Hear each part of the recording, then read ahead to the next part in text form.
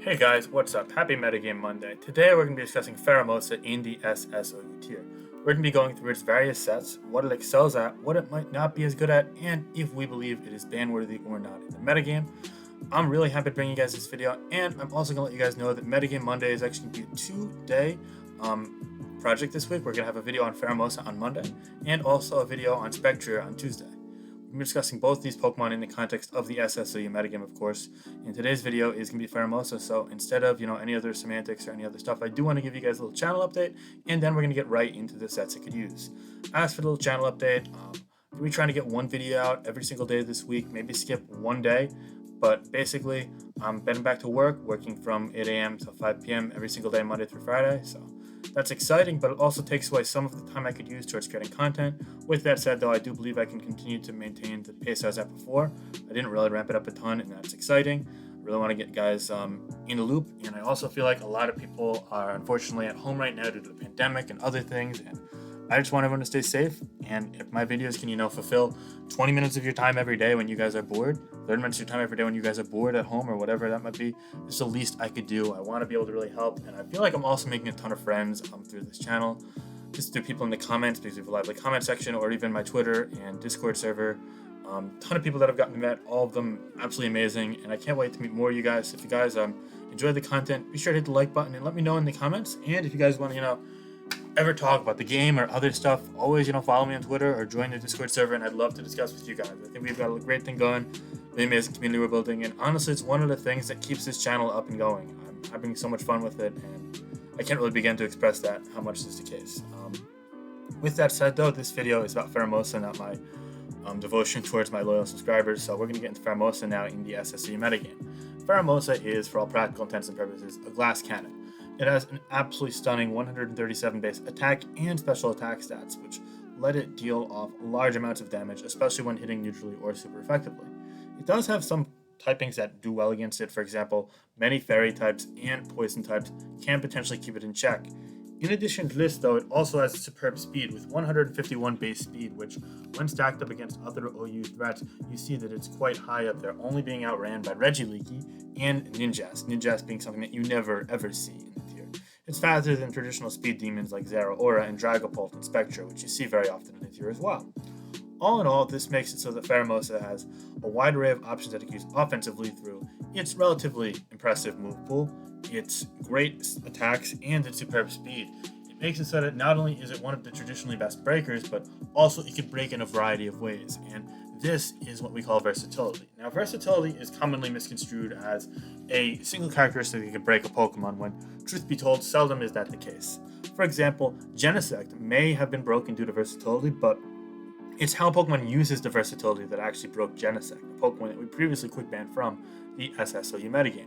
Case in point, Genesect's Choice Banded set had a completely different set of switch-ins to Genesect's mixed attacking sets, and Genesect's mixed attacking sets, vice versa, had a totally different array of switch-ins and counterplay than the Choice Banded set.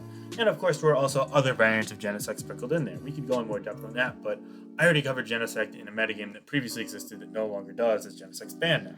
Pheromosa, it plays a bit differently. The counters to Quiver and Pheromosa are arguably somewhat similar to the counters to the physical set, but the lures to that counterplay, they can differentiate. They make it so that team building around Pheromosa is interesting and arguably a bit more versatile than around some other glass cannon breakers. And it also just is able to, with the single filler move here and there, or the item that it chooses, the nature it chooses, can kind of dictate what that counterplay is in a totally different sense. For instance, Quiver Dance Pheromosa, if it elects to run Shockwave in the last move, which I personally listen here and believe is the best Quiver Dance variant, as we saw on people like MV's channel, and a lot on the ladder in recent weeks and now months, I suppose, as the metagame is now 1 month and 1 week old since the DLC to release. Happy month and week anniversary. That's not really a thing. I'm not even going to bother. But with Shockwave, you're able to hit Pokemon that otherwise wall you, such as Toxapex, Tapu Fini. If we go down the list and you can also see you hit things like Corviknight and potentially even Corviknight and whatchamacallit, and Ghost types as well. Corviknight without missing Focus Blast, and Ghost types, for example, say actually, I guess Ice Beam hits every single common go. I'm trying to think. Oh, it was Jellicent. Yeah, Jellicent. Sorry. Because actually, some people have been running that on the ladder a little bit more just because it completely counters Focus Blast plus Ice Beam plus Bug Buzz, or Close Combat plus U-Turn plus Poison Jab, and so on and so forth. And if that's not enough convincing for you, you also get the Bolt Beam coverage between Ice Beam and Shockwave, which means you're always going to be hitting something at least pretty decently. The only really exception to that rule, of course, is going to be things like Unaware Specially Defensive Clefable, or Aegislash. Pokemon that, yeah, they can do pretty damn well against Quiver Dance Pheromosa, admittedly. But that's really it. I mean, let's go through OU really quick. Blaziken, Focus Blast is going to nuke that. Blissey, actually a +1 modest Life Orb Focus Blast, a chance to kill it from like 95%, I believe.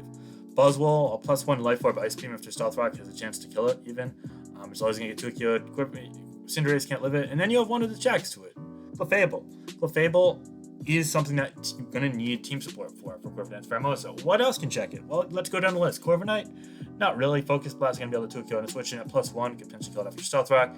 Dragapult and Dragonite not going to like Ice Beam. Then, the next couple of Pokemon aren't going to like Focus Blast or the coverage either.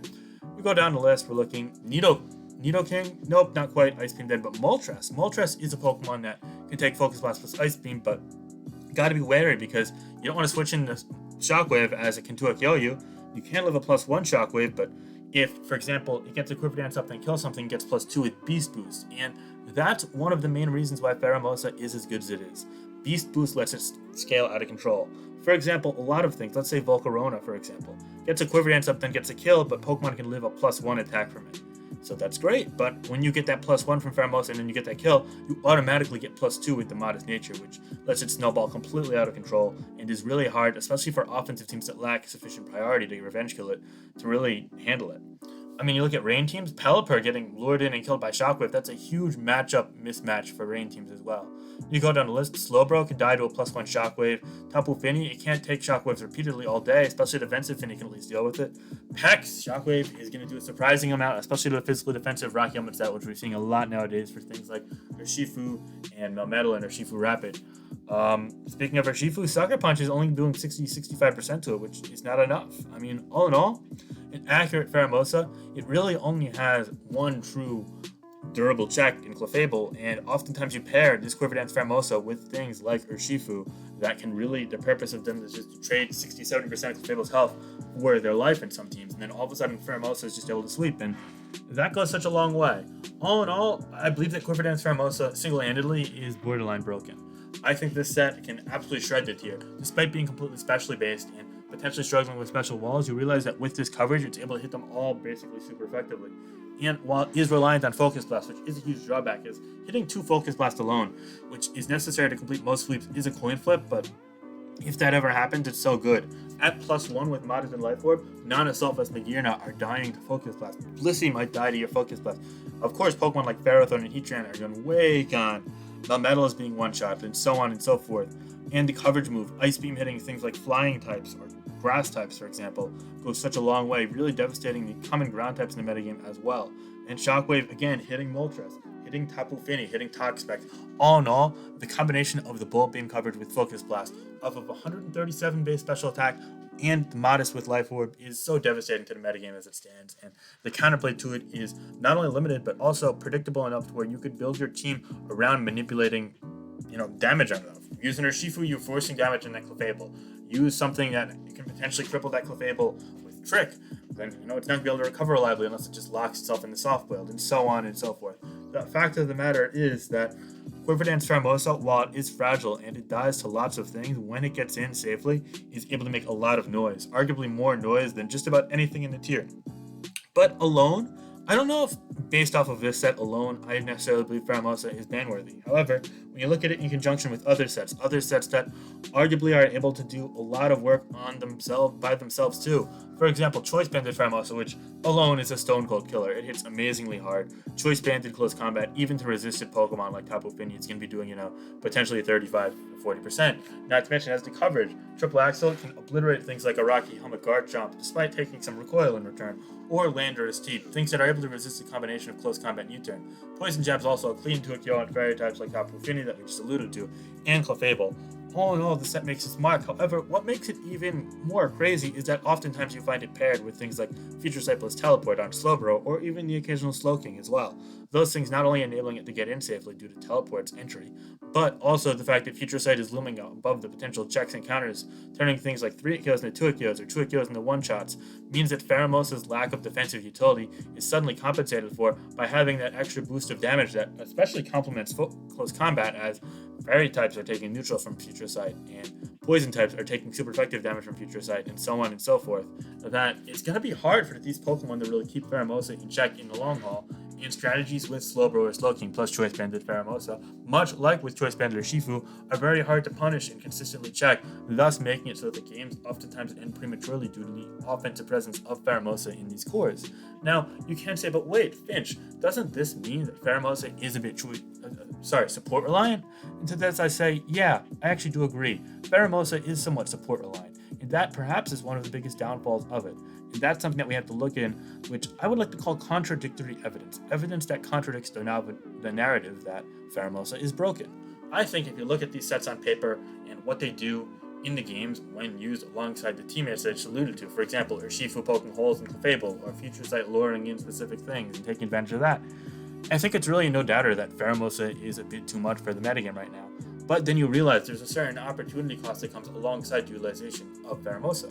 You have to use it alongside, those Pokemon, or you suffer the potential for running into a lackluster matchup for Pheromosa.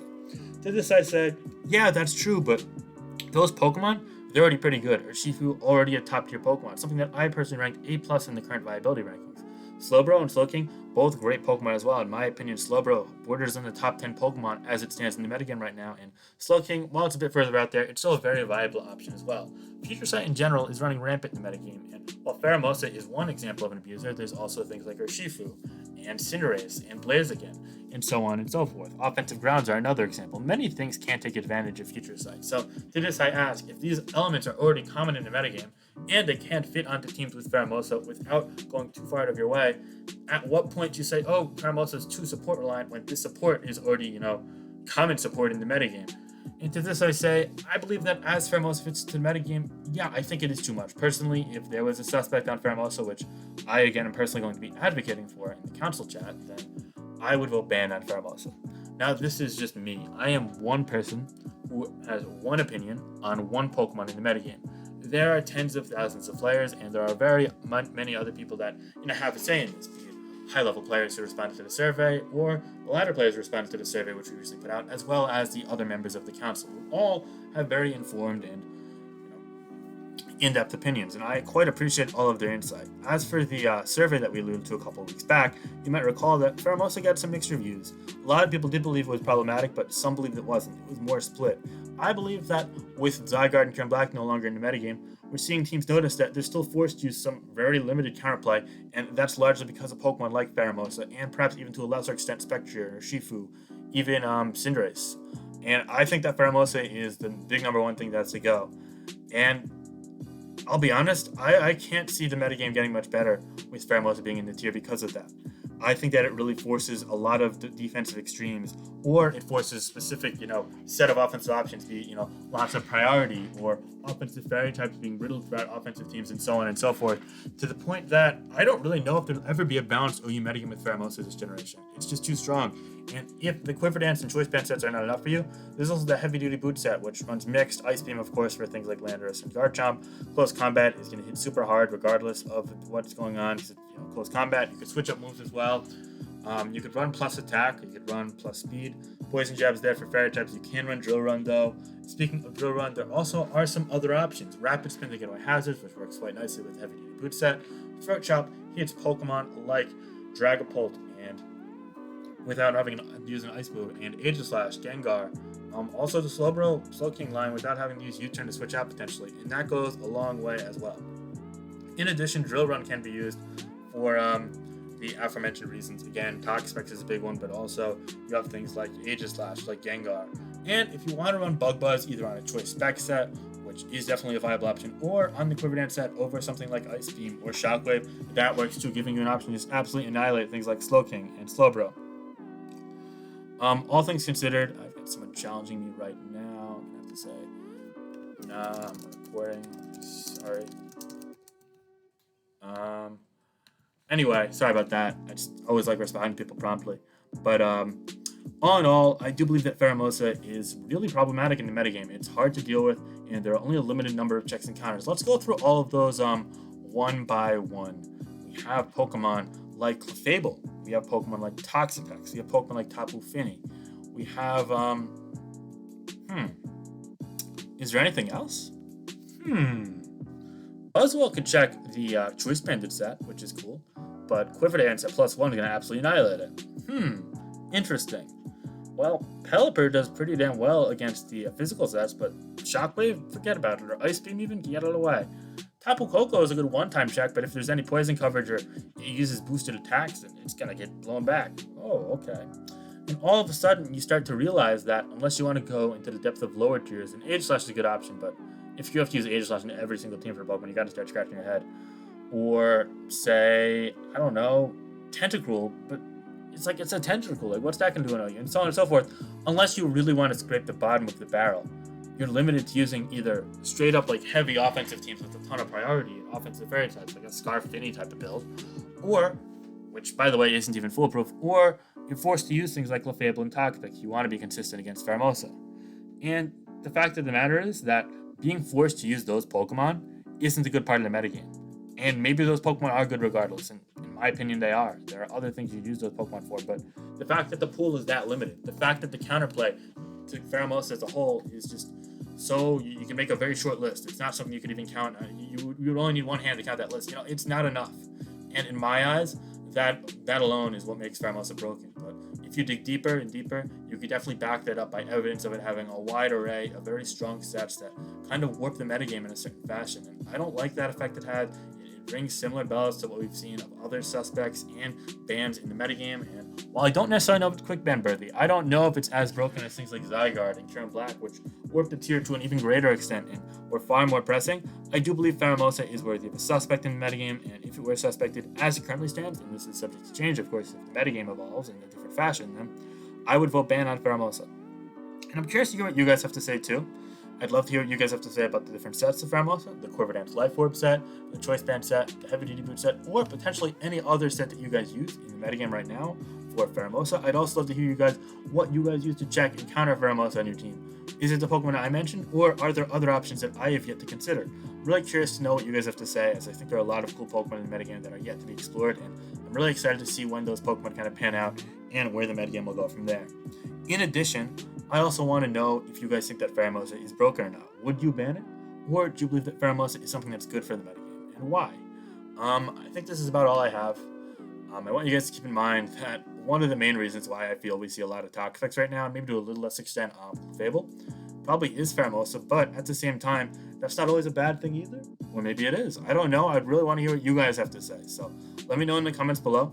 In addition to this, if you guys are excited for the next Metagame Monday, which is actually coming out on Tuesday, we're gonna have a little, surprise Spectre. We're gonna do the same kind of type of discussion on. Then let me know in the comments below. Be sure to leave a like in the video, and if you want to see more, hit that subscribe button, guys. Only 55 to 60% of you guys are actually subscribed to the channel, and I'd love to drive that number even higher. It'd be amazing. We're trying to hit 6,000 subscribers ASAP, so it'd be really cool.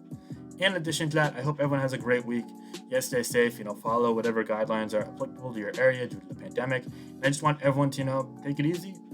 Take it easy, stay breezy. I don't know what I'm saying at this point, so I'm just going to end the video before I make an ass of myself doing this outro. All right, bye guys. Have a great one.